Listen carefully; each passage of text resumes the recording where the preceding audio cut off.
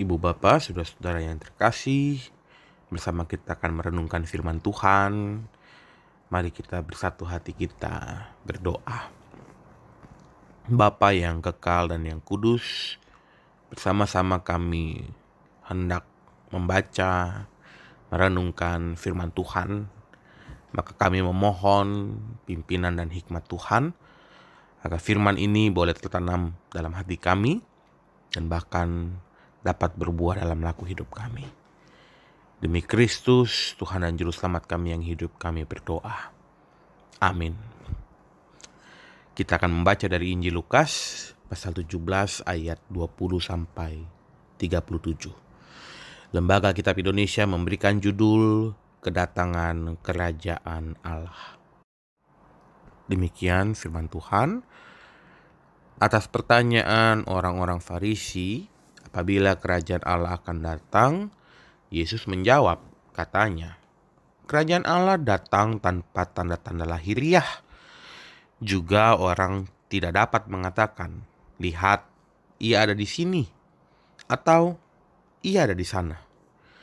Sebab sesungguhnya kerajaan Allah ada di antara kamu. Dan ia berkata kepada murid-muridnya, akan datang waktunya kamu ingin melihat satu daripada hari-hari Anak Manusia itu, dan kamu tidak akan melihatnya.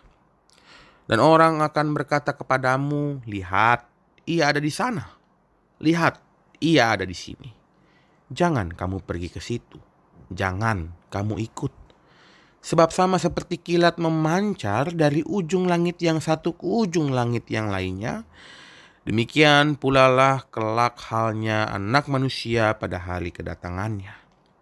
Tetapi ia harus menanggung banyak penderitaan dahulu dan ditolak oleh angkatan ini. Dan sama seperti terjadi pada zaman Nuh, demikian pula lah halnya kelak pada hari-hari Anak Manusia. Mereka makan dan minum, mereka kawin dan dikawinkan, sampai kepada hari Nuh masuk ke dalam bahtera. Lalu datanglah air bah dan membinasakan mereka semua. Demikian juga seperti yang terjadi di zaman Lot. Mereka makan dan minum, mereka membeli dan menjual, mereka menanam dan membangun. Tetapi pada hari Lot pergi keluar dari Sodom, turunlah hujan api dan hujan belerang dari langit dan membinasakan mereka semua. Demikianlah halnya kelak pada hari di mana Anak Manusia menyatakan dirinya.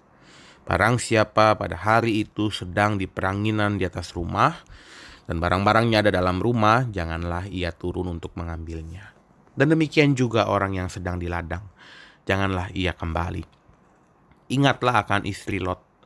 Barang siapa berusaha memelihara nyawanya, ia akan kehilangan nyawanya. Dan barang siapa kehilangan nyawanya, ia akan menyelamatkannya.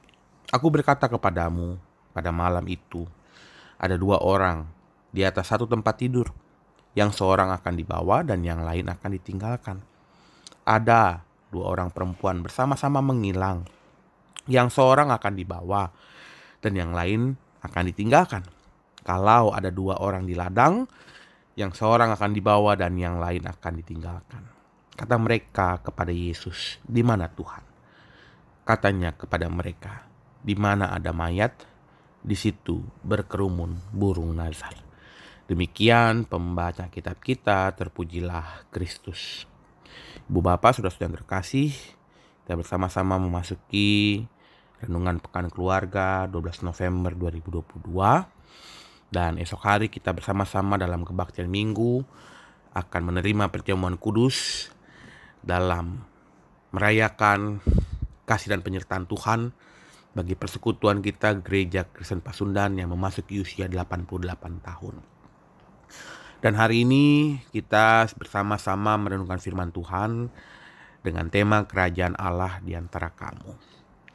Maka ketika bicara tentang kerajaan Allah, konsep yang mesti ada dalam pikiran kita, dalam iman kita, bahwa kerajaan Allah itu bukan seperti kerajaan-kerajaan duniawi yang punya tempat, artinya lokasinya jelas, dengan bangunan yang megah dan sebagainya. Kerajaan Allah diyakini sebagai bentuk pemerintahan, atau dalam artian di mana Allah yang menjadi raja bertahta, memiliki wewenang, dan kita sebagai warga kerajaan Allah tentu akan patuh terhadap pemimpin kita, patuh terhadap raja kita yaitu Allah.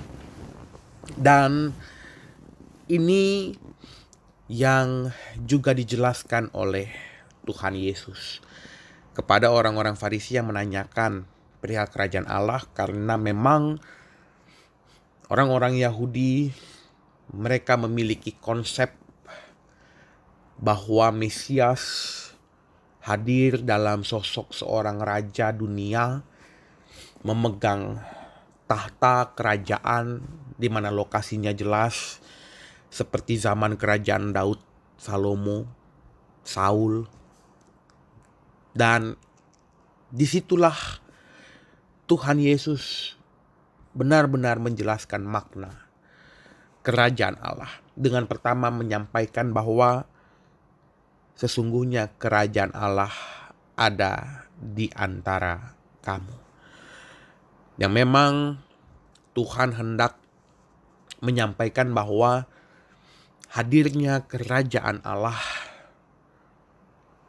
itu dibarengi dengan tindak tanduk, tingkah laku diri kita sebagai umat Allah yang melakukan setiap perintah dan kehendak Allah, karena kita mengaku bahwa Ia adalah Raja yang berkuasa.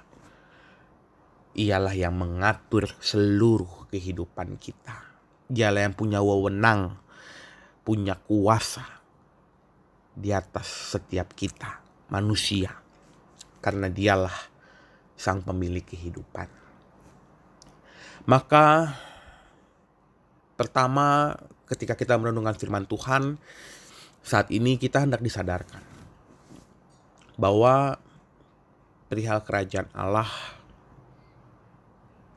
kita mau bersama-sama punya konsep beriman dalam pikiran kita bahwa kerajaan Allah adalah sebuah situasi di mana kita menjadi pelaku-pelaku kehendak Allah yang Allah sampaikan melalui firman-Nya.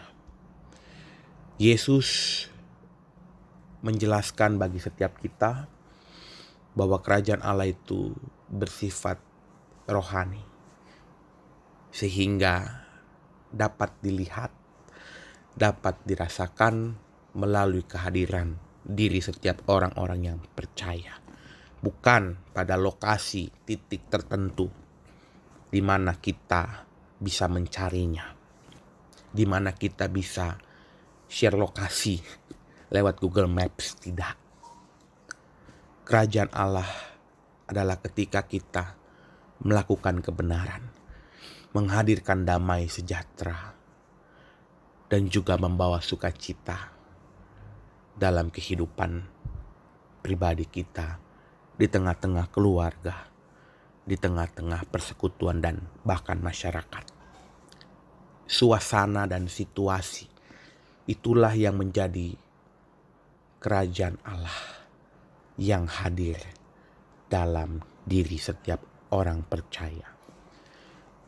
Memang dalam penjelasan-penjelasan Tuhan Yesus mengenai kerajaan Allah, mengenai rumah Bapa, Kristus menyampaikan banyak kiasan yang hendak meneguhkan dan juga memberikan pandangan yang baru bagi setiap kita. Bahwasanya kita yakin Allah memiliki kuasa, Allah punya kehendak, tetapi di dalamnya kita manusia mesti tunduk, kita manusia mesti patuh. Dan situasi kerajaan Allah, janji akan rumah Bapa yang banyak tempatnya bagi setiap kita, itu bisa kita rasakan. Maka seiring dengan doa Bapa kami yang sering kali kita lafalkan, Jadilah kehendak-Mu di bumi seperti di sorga. Maka kerajaan Allah pun hadir di dunia lewat kehendak-kehendak Allah dalam kehidupan kita. Dalam bacaan Alkitab kita, Tuhan Yesus menyinggung peristiwa Nabi Nuh dan juga Lot, yang juga hendak mengingatkan kita betapa pentingnya bagi setiap kita untuk patuh dan juga tunduk pada kehendak Allah melalui firman-Nya. Maka yang kedua, kita juga mau diingatkan bahwa kalau kita mengaku kita adalah umat-Nya, kita bukan hanya sekedar menikmati anugerah keselamatan yang Tuhan berikan, tetapi juga mau patuh dan tunduk. Karena sebagai seorang warga kerajaan Allah, kita harus melakukan apa yang Allah, sang pemimpin kita, sang empunya kuasa, yang memberikan setiap wejangan dan juga nasihat, bahkan perintah. Dan melalui firman Tuhan hari ini kita mau diingatkan bahwa diri kita adalah umat Allah yang Allah pakai juga untuk menghadirkan kerajaan Allah dalam kehidupan kita.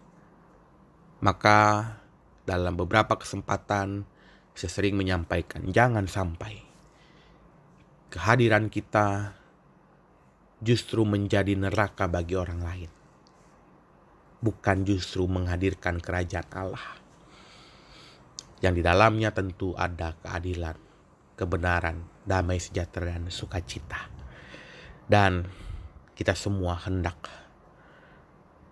dimampukan untuk dapat memelihara kehidupan yang Allah berikan dengan terus menghadirkan kerajaan Allah di tengah-tengah dunia ini. Saat ini kita melihat ada begitu banyak ketidakadilan, ada banyak ketidakbenaran. Bahkan untuk mendapatkan damai sejahtera, tidak sedikit orang yang sulit memperolehnya. Untuk mendapatkan sukacita, tidak banyak yang bisa menggapainya. Maka hadirlah untuk membela keadilan. Hadirlah untuk menyuarakan kebenaran. Hadirlah untuk menciptakan damai sejahtera dan menghadirkan sukacita dalam kehidupan kita. Dimulai dari kehidupan keluarga kita. Jadilah orang yang adil. Jadilah orang yang selalu menyuarakan kebenaran dalam hidup keluarga kita. Hadirkanlah damai sejahtera dalam rumah-rumah kita. Karena rumah itu bukan sekedar bangunan, tetapi juga rumah adalah soal suasana yang nyaman dan aman bagi semua orang-orang yang ada di dalamnya. Dan sukacita boleh terus diupayakan dan dihadirkan di dalam setiap rumah-rumah kita. Bahkan juga di dalam kehidupan persekutuan kita, berlakulah adil satu dengan yang lain tanpa pandang bulu. Suarakanlah kebenaran di dalam kehidupan persekutuan kita. Bahkan juga hadirkan damai sejahtera dan juga sukacita di tengah-tengah persekutuan di mana kita ada. Sehingga nyatalah apa yang dikatakan Kristus. Sebab sesungguhnya kerajaan Allah ada di antara kamu. Ada di antara kita semua, umat yang percaya kepadanya. Tuhan menolong dan memberkati kita. Amin.